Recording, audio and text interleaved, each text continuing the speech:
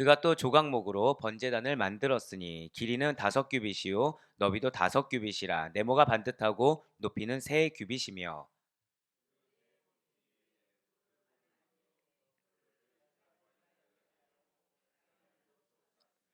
제단의 모든 기구 곧 통과 부삽과 대야와 고기갈고리와 불 옮기는 그릇을 다 노스로 만들고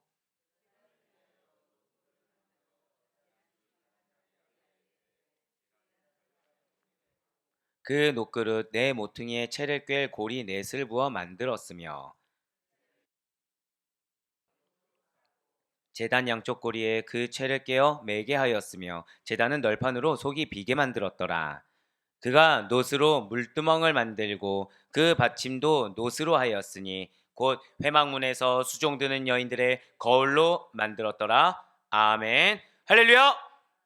네, 오늘도 변함없이 살아있는 주님의 말씀을 사모함으로 그리고 우리에게 주시는 하나님의 말씀의 은혜가 확실함으로 이렇게 하루의 시작을 말씀과 기도로 하는 우리들에게 반드시 기업을 주신다라는 믿음의 확신으로 함께하고 계시는 우리 특별스피킹교회에 참여하고 계시는 모든 성도님들을 주님 환영하고 축복합니다. 네, 우리 이 새벽에 출애굽기를 통해서 은혜 받는 귀한 시간을 가지고 있어요. 지금 모세는 성막 건립의 총 4단계 중에 몇 단계입니까? 3단계. 예, 3단계 성막과 성막 각종 기구의 완성한 단계를 지금 살펴보고 있습니다. 지금 순서상을 좀 말씀을 드리면 성막 본체 휘장 그리고 덮개가 마무리가 되었습니다. 성막 본체 구조물이 마무리가 되었고요. 두 종류의 휘장 그리고 법궤와 속죄소, 진설병상, 등잔대 제작한 후에 어제 이제 분향단까지 마무리가 되었다는 것이죠. 이제 오늘은 번제단과 물두멍을 만드는 내용, 이 번제단과 물두멍이 남아있다라는 거예요. 자, 이러한 놋 번제단 양식에 대한 말씀은 아마 이제 여러분들 지겹게 들으셨겠지만 9월 달, 네, 9월 18일 새벽 설교에서 이 놋 번제단이 나왔고요. 물두멍은 좀 다릅니다. 물두멍은 10월 설교예요. 10월 12일 새벽 설교에서 다뤄졌습니다. 그러니까 여러분도 혹시 시간이 되실 때 9월 18일과 10월 12일 설교를 참고하시면 오늘과 또 다른 내용이 담겨 있는 것을 보고서 두 가지로 은혜를 받으실 수가 있을 것입니다. 자, 그 가운데 오늘 본문인 출애굽기 38장 1절부터 7절까지 말씀은 번제단과 그 부속 기구들을 제작하는 내용이 담겨 있고요. 출애굽기 38장 8절 말씀은 물두멍과 그 받침을 제작하는 내용이라는 것이죠. 자, 오늘은 이제 어제까지하고 좀 달리 다른 방식으로 좀 인도를 해드리면 출애굽기 38장 1절과 2절 말씀 한번 먼저 보시면 좋으실 것 같아요. 1절과 2절 말씀입니다. 그가 또 조각목으로 번제단을 만들었으니 길이는 5규빗이요 너비도 5규빗이라 네모가 반듯하고 높이는 3규빗이며 그 네 모퉁이 위에 그 뿔을 만들되 그 뿔을 제단과 연결하게 하고 제단을 놋으로 쌌으며 아멘. 자, 지금 이 1절과 2절 말씀 여러분들 보시니까 기존의 성막 기구들과는 무언가 차이점이 보여집니다. 혹시 발견하셨습니까? 네. 정말 탁월하신 것 같아요. 자, 법계, 진설병상, 분향단은 무엇으로 만들어졌습니까? 조각목으로 만들어지고 무엇을 덮었죠? 순금을 덮었죠. 자, 그런데 번제단은 조각목으로 만들고 지금 무엇으로 덮었습니까? 놋으로 덮었다는 거예요. 이게 개역개정 예전에는 동이라고 나와 있습니다. 그러니까 동, 놋, 뭐 이런 것들로 지금 덮여져 있다는 것이죠. 왜이겠습니까? 그 이유는 앞의 성물들과 다르게 번제단은 자, 절대 고백하실게요. 화제. 이거를 좀 기억하시면 좋을 것 같아요. 즉 희생 제물을 희생 짐승을 불에 태우는 제단이기 때문에 그렇다는 거예요. 자, 여러분들 금을 불에 넣으면 녹습니까? 안 녹습니까? 예, 녹죠. 놋은 녹지 않는다는 거죠. 정확히 말씀드리면 항상 이게 불에 그을리기 때문에 융해점이 1083도에 이르는 놋으로 도금하는 것이 적당했기 때문이라는 거예요. 그 유용성에 있어서 순금은 맞지 않기 때문에 놋으로 이렇게 활용적인 측면에 의해서 도금을 했다라는 것이죠. 그래서 이처럼 번제단은 놋으로 만들었기 때문에 놋단이라고도 불리기도 했다는 것입니다. 그런데 당연히 이 성막에 있는 성소에 있는 기구 중에서 단 하나도 영적인 의미가 없는 것이 없다라는 것을 여러분들 너무나도 잘 아실 것입니다. 이 실용적인 목적으로만 이 놋단으로 만드는 것은 아니라는 거예요. 당연히 영적인 의미도 있다라는 것이죠. 성경에서 놋이 상징하는 것은 크게 두 가지가 있습니다. 그 중에 하나는 뭐냐면 저를 다 고백하실게요. 심판과 저주. 예, 여러분들 혹시 놋 하면 뭐가 생각나십니까? 예? 여인들 너무 이게 여러분들 예습하고 복습한 티가 나셨는데 보통 제가 이제 만약에 다른 데를 가서 놋하면 뭐가 생각나십니까 하면은 진짜 열이면 열 다 놋뱀 얘기하십니다. 놋뱀. 아 예. 저희는 열의 열이 아닌 걸로 네. 발을 바꾸겠습니다. 열의 아홉은 놋뱀이라고 얘기합니다. 네. 나머지 하나가 저희 아들 보이를 생각을 하고요. 자, 예수 그리스도의 십자가 상징으로 광야에서 이 놋뱀이 만들어졌다는 거죠. 그러니까 놋뱀을 봐야지 심판과 저주를 피했다는 거예요. 그 놋뱀을 보지 않으면 심판과 저주가 임할 수밖에 없었던. 즉 놋은 무엇을 상징한다? 심판과 저주를 상징한다는 것이죠. 그렇기 때문에 이러한 심판과 저주의 의미를 담아서 놋제단 위에서 희생당한 짐승이 번제로 드려진 것이 상징하는 것이 무엇이냐? 결국 죄에 대한 하나님의 공의로운 심판을 상징한다는 거예요. 그러니까 우리가 흔히 제물을 딱 올려드리면 대속 이 정도만 생각하시잖아요. 그것이 아니라 이것이 놋으로 된 번제단에서 드려진다라는 것이 하나님의 공의로운 심판, 죄에 대한 하나님의 공의로운 심판으로서 대속한다. 이런 의미가 된다는 것이죠. 이 심판을 충족시키는 대속의 죽음이 무엇인지를 보여주고 있다는 거예요. 그것이 무엇이라고요? 놋단에서 드려지는 희생제물. 이것이 대속의 죽음을 보여주고 있다는 것입니다. 자, 이러한 놋이 상징하는 것은 아까 두 가지가 있다고 말씀을 드렸는데요. 첫 번째는 심판과 저주라고 한다면 두 번째는 자, 저 따라 고백하실까요? 강한 능력.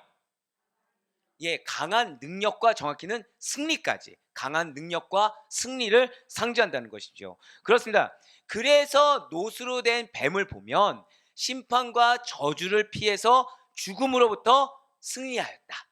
하나님의 강한 능력으로 승리하였다. 여기까지가 정확한 메시지가 된다는 거예요. 무엇이요? 놋으로 만든 뱀을 본다라는 의미가. 그렇습니다. 놋으로 만든 번제단은 그렇기 때문에 아까 말씀드렸던 것은 대속의 능력에서 끝나는 것이 아니라 대속의 능력과 대속의 승리를 보여준다는 것입니다. 자, 놋으로 만든 번제단이 무엇이라고요?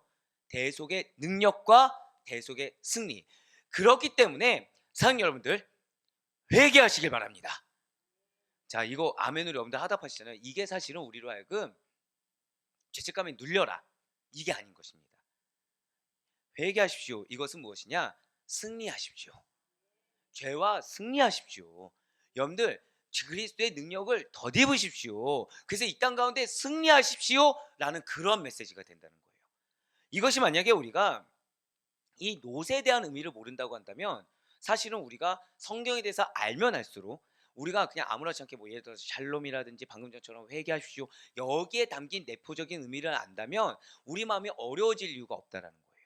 우리 마음이 이거의 의미가 무엇이지? 라고 생각해서 오히려 알면 알수록 우리 마음 가운데 진실로 하나님 안에서의 기쁨, 하나님 안에서의 감사가 흘러날 수밖에 없다라는 것입니다. 자, 이제 놋이 무엇을 상징한다고요? 대속의 능력과 대속의 승리를 상징한다고 했습니다. 그럼 예수님이 우리들에게 첫 메시지로 회개하라 천국이 가까이 왔느니라 라는 말씀은 너희 잘못했으니까 너희 빨리 인정해 이 정도로 유대 대제사장들이 받아들이는 그 의미가 아니라 제발 그 죄된 속성에서 승리해라, 승리해서 진정한 천국 백성으로 들어가라라는 사랑의 권면이 된다는 것이죠. 할렐루야. 그런 의미로 짐승의 희생제물을 바치는 놋으로 된 번제단이라는 것은 그리스도께서 희생제물로 바쳐진 승리의 십자가를 상징한다는 거예요. 자, 우리의 십자가 무엇이라고요? 승리라는 것이죠. 사단이 이 십자가를 그래서 우리로 하여금 자, 여러분들에게 제가 만약에 자, 우리 십자가를 집시다 하면 대부분은 무엇을 생각합니까?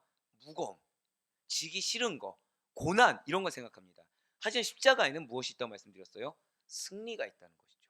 그러니까 예수님이 우리로 하여금 십자가를 지라는 것은 짓눌려 살아라 이것이 아니라 반드시 승리하라, 반드시 이겨내라. 여기 이 이후에 승리가 있기 때문에 너의 마음 가운데 있는 짓눌림 이것은 거짓된 거, 허상이니 놋뱀을 보고서 자, 놋뱀을 봤을 때 놋뱀을 우리가 막 집니까? 아니죠. 보는 행위 하나만으로 내가 십자가를 지겠습니다 라는 그 순종의 마음의 결단 하나로 이미 우리에게 무엇이 안겨지냐? 절대 고백하실게요.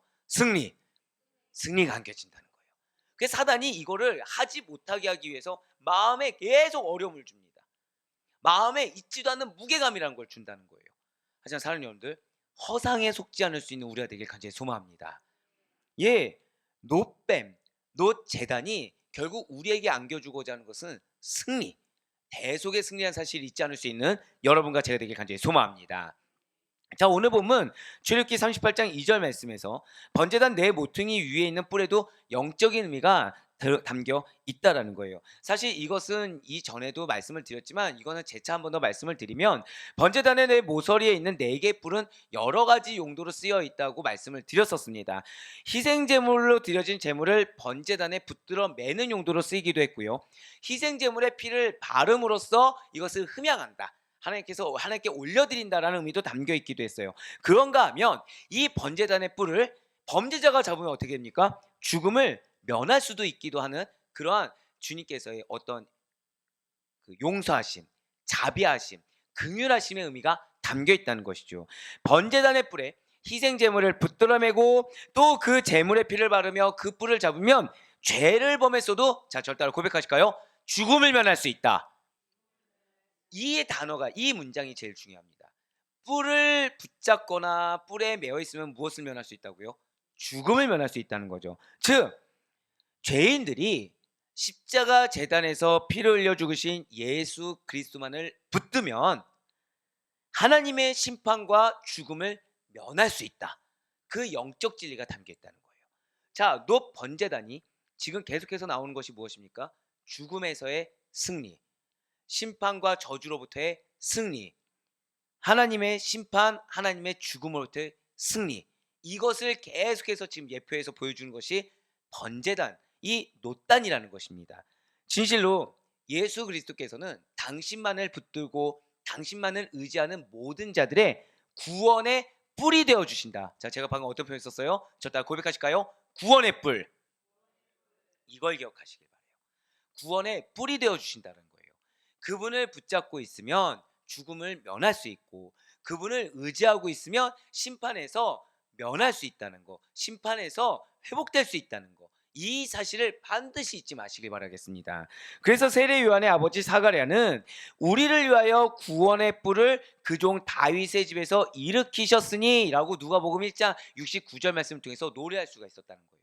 그러니까 여기서 구원의 뿔이 어떤 뿔인 것입니까? 이 놋 번제단의 네 개의 뿔, 그것을 상징적으로 말을 하고 있다는 것이죠. 그러므로 우리는 그 구원의 뿔이 되시는 예수 그리스도만을 붙잡아야 된다는 거예요. 구원을 위해서 또는 내가 승리와 회복을 위해서 다른 것을 붙잡으려고 해서는 안 된다는 거죠. 나 자신을 붙잡으려고 해서도 안 되고 세상의 것이나 사람의 것을 붙잡으려고 해서도 안 된다는 거예요. 거꾸로 얘기할까요? 나 자신의 것을 붙잡으면 우리에게 있는 것은 필패입니다. 실패밖에 없어요. 세상의 것을 붙잡으면 우리에게 있는 것은 사실은 저주와 심판 외에는 남겨진 것이 없습니다. 하지만 어떠한 저주로부터, 어떠한 환난으로부터 내가 면하고 싶다, 내가 정말 승리하고 싶다라고 하면은 비록 내 마음이 그러하지 않을지언정, 내 생각이 그러하지 않을지언정, 그래도 예수님만을 붙잡아야 되고, 그래도 예수님의 말씀만을 붙잡아야 된다는 거예요. 아, 예수님은 그러지 아니하실 거라고 내 스스로 판단하기보다는, 저 따라 고백하실게요. 허락된 말씀, 그걸 기억하셔야 된다는 거예요. 나에게 허락된 말씀이 지금 나에게 뭐라고 말씀하시는지.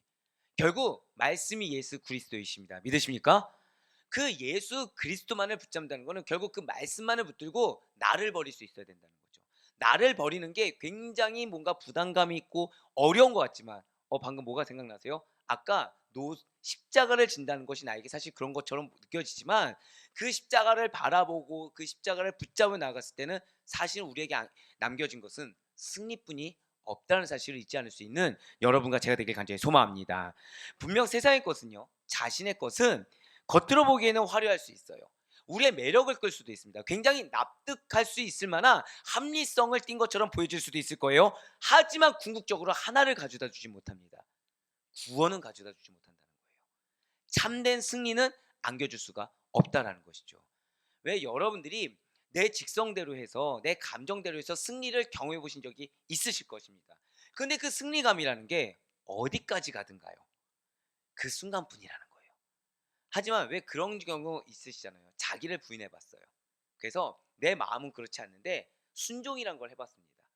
그때 그 가진 마음이라는 것은 끝까지 유지됩니다. 그때 그 경험이라는 것은 끝까지 유지됩니다. 내 마음이 비록 그리하지 않을지언정 순종했을 때 주시는 결과물이라는 것은 사실은 우리에게 헛되게 사라지고 말 것이 아니라는 것이죠. 사는 여러분들, 우리의 구원의 보장이 되시는 건 예수 그리스도 외에 없다는 사실, 말씀 외에는 없다는 사실을 반드시 잊지 마시길 바라겠습니다. 여러분들이 던져야 될 질문은 딱 하나예요. 이것이 나에게 과연 구원의 완성을 줄 수 있는 것인가? 아니면 이것이 나에게 지금 구원과는 전혀 거리가 먼 문제일 것인가? 이걸 잊지 마시길 바랍니다. 우리는 그리스도입니다. 그리스도인은 딱 하나밖에 없어요. 구원의 완성을 위해 달려가는 자들. 그래서 우리의 포커스와 우리의 기준은 절대 고백하실까요? 구원. 구원에는 없다는 거예요. 우리의 포커스는 내가 지금 구원받은 영혼으로서 노뱀을 바라보고 있는가? 아니면 나는 구원받은 백성임에도 불구하고 노뱀이 아니라 나 자신 또는 땅의 것을 보고 있는가? 이 질문 가운데 언제나 바르고 합당한 선택 가운데 승리를 경험할 수 있는 여러분과 제가 되길 간절히 소망합니다. 이제 3절부터 7절까지의 말씀은 단의 모든 부속 기구들에 대한 이야기입니다. 곧 통과, 부삽, 대야와 갈고리, 불 옮기는 그릇도 당연히 노스로 만들었고요. 녹그물을 만들어서 단 가운데 높이에 설치합니다. 놋 그물 네 모퉁이에 채를 깰 고리 넷을 만들었어요. 그리고 채를 조각목을 만들어서 역시 노스로 싼 뒤에 단 양평 고리에 꿰어서 매게 했다. 여기까지가 이제 단의 부속기구와 관련된 제작 내용이었다는 것이죠. 사랑하는 우리 모든 성도 여러분들, 진실로 번제단이라는 것은 백성들의 죄를 대신해서 희생제물이 될 짐승을 올려놓고 불로 태워서 하나님께 제사를 드리는 곳, 화제를 드리는 곳이 이 번제단이었습니다. 당시 이스라엘 백성들은 자신을 대신하는 이 희생제물이 번제단에 올려져서 불타고 있을 때 백성들은 무엇을 하고 있겠습니까? 그것을 목도하게 했어요. 그러니까 이스라엘 백성들로 하여금 그 활활 불타오는 걸 목도하게 했습니다. 왜요? 일부러요. 자신의 죄 때문에 타들어가고 있는 짐승을 하나님은 보게 하셨다는 거예요. 보면서 무엇을 느꼈을까요? 두려움을 느꼈다는 거예요. 경외감을 느꼈다는 거예요. 아, 하나님 앞에 죄가 얼마나 무섭고 두려우며 그 심판을 불러일으킨가를 뼈저리게 체감하게 만드셨다는 거죠. 그러니까 죄의 무서움을 깨닫게 하셨다는 거예요. 그렇습니다. 우리는 이 번제단을 통해서 마지막 날에 죄를 회개하지 않는 죄인들이 하나님의 심판의 불에 던져져서 받을 고통에 대해서 사실을 상상해 볼 수가 있다는 거예요. 마치 이스라엘 백성들이 번제단에 불타오는 희생제물을 바라보면서 죄의 무서움을 체감하게 하셨던 것처럼 우리는 이 말씀을 통해서 하나님의 심판의 불이라는 것이 얼마나 무섭기 때문에 우리가 어떤 순간에서도 이 구원의 끈은 놓지 말아야 된다는 것을 결단하며 나아갈 수가 있게 해주는 것이 바로 이 번제단이라는 것이죠. 왜 있겠습니까? 분명 사람은 누구나 다 한 번은 죽게 되어 있습니다. 그런데 죽음으로 모든 것이 끝나는 것이 아니라는 것이죠. 죽음 후에 뭐가 있습니까? 심판이 있다라는 거예요. 바로 히브리서 9장 27절의 말씀입니다. 한 번 죽는 것은 사람에게 정하신 것이요 그 후에는 심판이 있으리니. 아멘. 자, 여러분들, 이 심판이라는 것이 무엇을 위한 것입니까? 바로 우리의 죄를 밝히기 위한 거예요. 자, 여러분들, 이걸 기억하셔야 됩니다. 심판은 용도가 딱 하나예요. 죄를 밝히기 위한 거. 자, 우리가 그래서 심판대 앞에 서면 우리의 죄가 드러납니까, 안 드러납니까? 우리의 죄를 감춰주셨다는 거예요. 누가요? 예수님께서. 이걸 기억하셔야 됩니다. 심판대는 무엇이다? 오늘 다른 거 기억 못하셔도, 그러니까 공식을 말씀드리면 뭐하죠? 이걸 반드시, 이 원리를 기억하셔야 돼요. 심판대는 무엇이다? 죄를 밝히는 곳입니다. 자, 우리는 지금 죄가 드러나 있어요, 안 드러나 있어요? 사실 다 드러난 존재죠. 근데 제가 지금 며칠 동안 계속 무엇을 강조했습니까? 보혈의 공로를 강조했어요. 보혈의 공로가 우리의 죄를 사해준다는 거예요. 보혈의 공로가 우리의 죄를 씻겨준다는 거죠. 그러니까 우리가 심판대 앞에 섰을 때 우리의 죄가 드러나니까 안 드러납니까? 드러나지 않는다는 거예요. 보혈의 공로를 던지는 것이 이게 중요합니다. 그래서 우리에게 중요한 것은 내가 아니라는 거예요. 우리에게 중요한 것은 어떤 세상 사람들이 아닙니다. 우리에게 중요한 것은 구원이냐 아니냐. 이것이 결국 무엇입니까? 심판대 앞에서 사함을 얻느냐 얻지 못하느냐. 이게 제일 중요한 문제라는 거죠.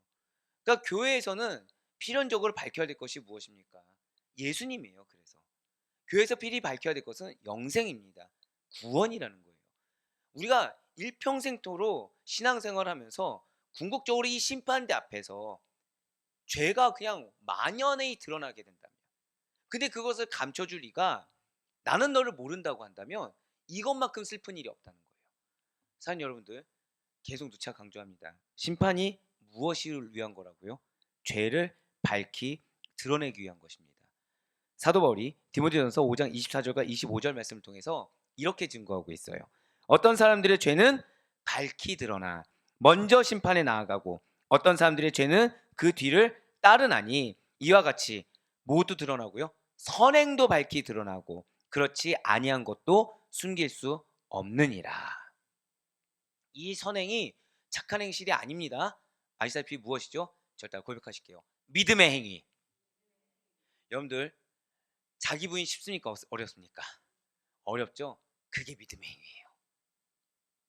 내 생각은 그렇지 않을지언정 내가 그래도 믿음으로 인내하는 거, 내가 내 마음은 그렇지 않을지언정 그래도 믿음으로 믿어보는 거, 믿음으로 신뢰하는 거, 이게 무엇이에요?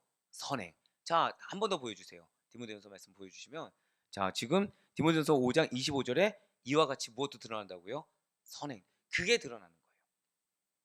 제가 왜 여러분들, 우리 사랑하는 성도님들 너무 사랑한다고 말씀을 드렸잖아요. 왜 성도님들 사랑하는 요소 중에 하나가 무엇이냐면 자신의 문제를 드러낸다는 겁니다. 그러니까 어려움이라는 걸 드러내세요. 너무 축복하는 거죠. 왜냐하면, 자, 어려움 드러내는 거 쉬울까요? 어려울까요? 그거 어렵습니다. 그거 진짜 어려워요. 얼마든지 외식할 수 있어요. 얼마든지 모른 체 할 수 있습니다. 얼마든지 감춰둘 수 있어요. 근데 그걸 왜 드러내실까요? 극복하고 싶거든요. 그걸 왜 드러내실까요?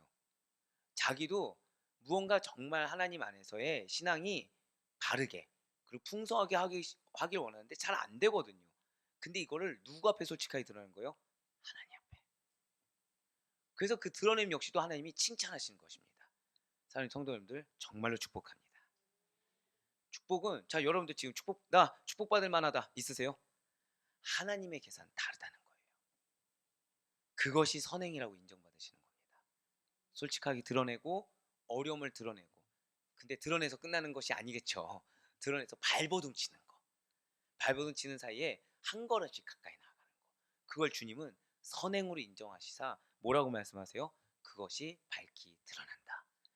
그럼 이게 우리가 흔한 말로 뭐라고 해요? 선행도 밝히 드러나는 것을 저 따라 고백하실게요. 나의 선행은 상급입니다. 상급이 쌓인다는 거예요.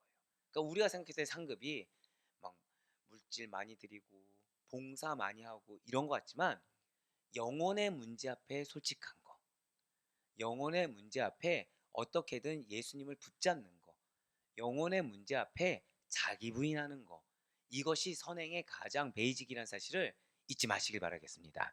네, 그럼 심판의 결과는 무엇일까요? 그것은 요한계시록에 나오는 것처럼 영원히 꺼지지 않는 불연못에 던져지게 된다는 것이죠. 죄를 범하는 자는 지옥불에 던져서 영원한 고통을 당하게 된다는 거예요. 그렇기 때문에, 자, 여기서 내 문제를 드러나는 것이 얼마나 축복된 일인지 나오게 됩니다. 죄라는 것은 아무리 작은 것이라도 샅샅이 찾아내서 드러내야 된다는 거예요. 그러니까 일단은 죄를 없애려면 무엇이 죄인지가 드러나야 없앨 수 있잖아요. 그러니까 죄라는 것이 없애는 첫 번째 단계는 무엇이냐면 이것이 죄인지 인정하는 거, 이것이 문제인지 발본세곤하는 거, 이것이 중요하다는 것입니다. 아무리 조그마한 죄의 씨앗이 남겨져 있기만 해도 그것은 반드시 큰 죄악으로 발전하여 우리를 걷잡을 수 없는 파멸의 길로 인도하기 때문에 그것을 숨기려고 하는 것이 아니라 드러내야 된다는 것이죠. 진실로 하나님께서는 여러분들을 사랑하십니다. 믿으십니까?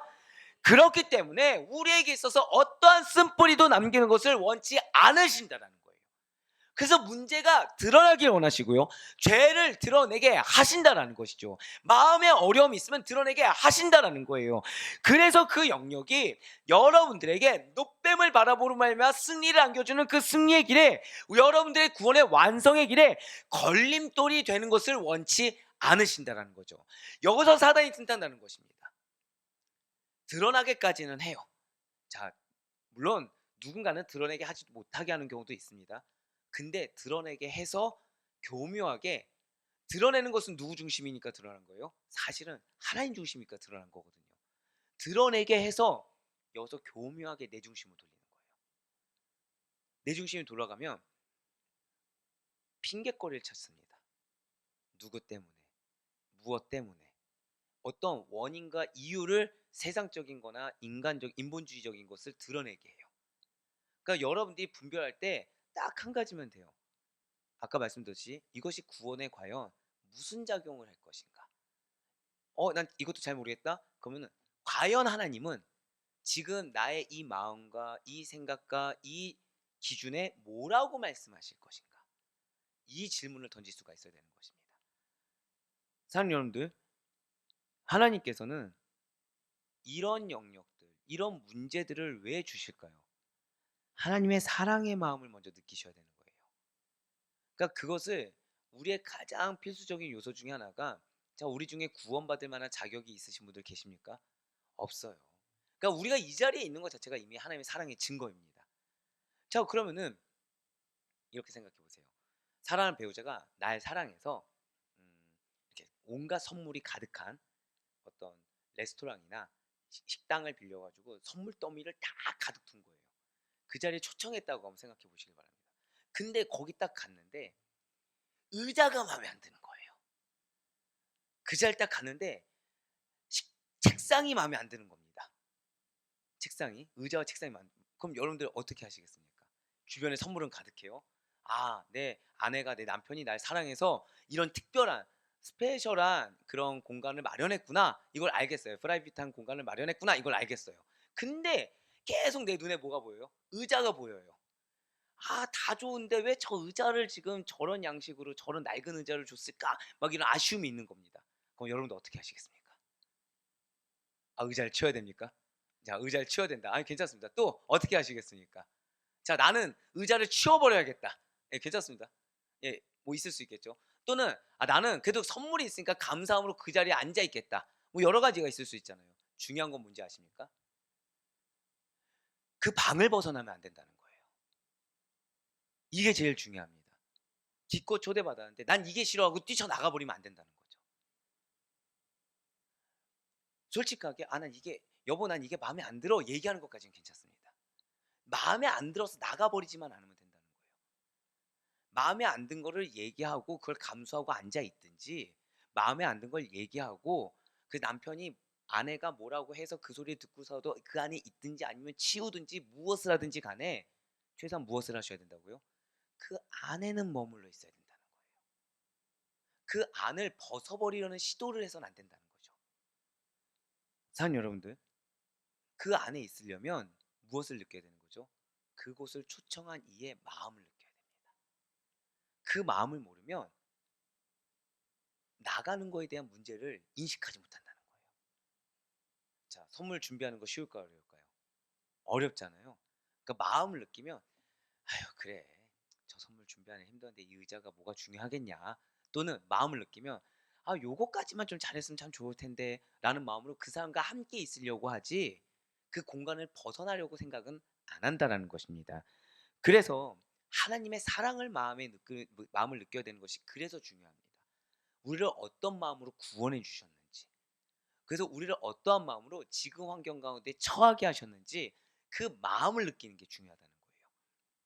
그래서 아주 대수롭지 않은 것으로 여겨지는, 하지만 결국에는 죄에 불과한 것까지 포함해서 모든 죄를 성령의 불로 태울 수 있는 여러분과 제가 되길 간절히 소망하겠습니다. 예수 그리스도를 의지함으로 하나님 앞에 아주 자세하고도 낱낱이 나의 지금 문제가 무엇인지, 내가 지금 껄끄러워하는 것이 무엇인지를 고백하는 거, 그것을 잊지 마시길 바래요. 그렇게 우리의 죄를 낱낱이 하나님 앞에 고백하고, 그리고 궁극적으로는 회개함으로 성령의 물로 태워서 죄에서 자유롭게 되는, 그리하여 어떠한 선한 것들을 채움밖에 부족함이 없는 여러분과 제가 될 수 있길 간절히 소망합니다. 이제 마지막으로 출애굽기 38장 8절 말씀 보시길 바래요. 그가 노스로 물두멍을 만들고 그 받침도 노스로 하였으니 그 회막문에서 수종드는 여인들의 거울로 만들었더라. 네, 원래 말씀을 드리려고 했는데 여러분들 노트하면 기억나는 게 이 거울, 네, 영상을 참조하시면 좋을 것 같아요. 자, 이것은 물두멍은 일종의 큰 세수대였던 거 알고 계실 것입니다. 이 물두멍의 용도는 다른 것은 여러분들 뭐 기억하지 못해도 좋지만 물두멍이 예표하는 것은 기억하셨으면 좋겠어요. 예수 그리스도의 피와 성령으로 죄 씻음을 받고 거듭나야만, 그러니까 씻김을 받아야만 하나님 앞에 나아갈 수 있다. 그것을 예표하고 있어요. 물두멍이 무엇을 예표하고 있다고요? 씻김을 받아야만 나아갈 수 있다. 당연히 물두멍에는 물이 어떻게 되어 있습니까? 항상 맑고 깨끗한 것으로 가득 차 있어야 된다고 말씀을 드렸습니다. 아무리 광야의 환경이 어렵더라도 아침 저녁으로 그것은 항상 깨끗한 물로 가득 채워야 된다고 말씀을 드렸어요. 그것이 무엇이냐? 예수 그리스도께서 나를 위해 흘리신 물과 피는 우리가 그곳에 나와서 씻음을 받기를 원하는 우리의 모든 죄를 씻기에는 충분하다는 거예요.